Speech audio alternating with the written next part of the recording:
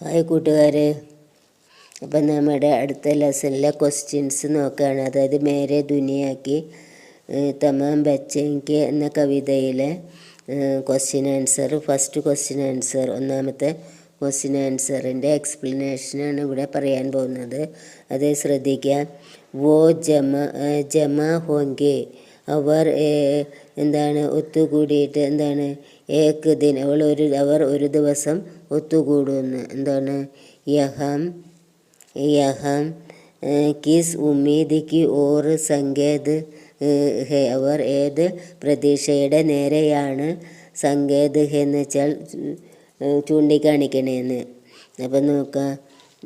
ഏക് ദിൻ ദുനിയാക്ക് സബി Butch, ഒരു ദിവസം ദുനിയയിലെ, ഏക് ദിൻ എന്ന് വെച്ചാൽ ഒരു ദിവസം, ദുനിയാക്ക് സബി ബച്ച് ലോകത്തിലുള്ള എല്ലാ കുട്ടികളും, സബി ബച്ച് എന്ന് വെച്ചാൽ എല്ലാ കുട്ടികളും എന്താണ് ജാതി, ധർമ്മ, ദേശ്, ഭാഷ, രംഗ് ഔർ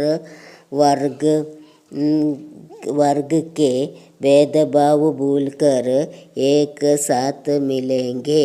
എന്താണ് ഇതിൻ്റെ അർത്ഥം പറയുന്നത്?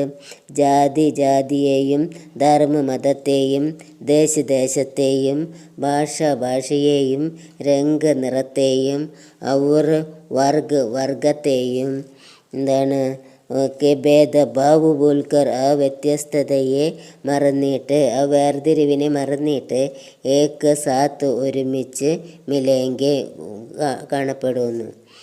അടുത്ത വരി നോക്കുക.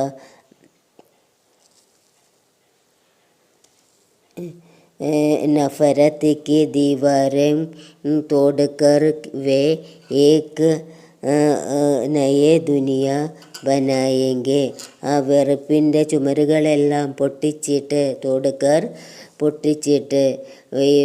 അവർ, ഈ കുട്ടികൾ, ഏക് ദിൻ ഒരു ദിവസം, നയേ ദുനിയ ബനായെങ്കെ ഒരു പുതിയ ലോകം തന്നെ സൃഷ്ടിക്കുന്നു. യഹ് പങ്ക്തി, മുകളിൽ കൊടുത്തിട്ടുള്ള വരി, പങ്ക്തി എന്ന് വെച്ച വരി, is Umeed Ki or Sanket കർത്തേ, ഈ പ്രതീക്ഷയാണ് സങ്കേത് കർത്തേ ചൂണ്ടിക്കാണിക്കണേന്ന്, ആംഗ്യം കാണിക്കണേന്ന്. അപ്പോൾ ഇഷ്ടപ്പെട്ടെങ്കിൽ ലൈക്ക് ചെയ്യുക, ഷെയർ ചെയ്യുക, സബ്സ്ക്രൈബ് ചെയ്യണമെന്ന് വിനീതമായി അഭ്യർത്ഥിക്കുന്നു. ഈ ടെസ്റ്റിലെ അടുത്ത ക്വസ്റ്റ്യൻ അടുത്ത വീഡിയോയിൽ വരുന്നതാണ്.